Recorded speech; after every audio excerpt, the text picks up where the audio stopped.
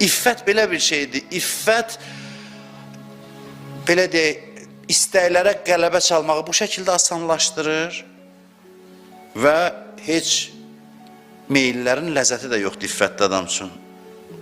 Sağlamlıq istəyi az olanda içir dərmanı deyir, zəhər idi. Bir il danışır onun, məsələn, acılığından, onun istirabından. Amma çox qayğısına qalan insan olsa, ağıllı adamdırsa,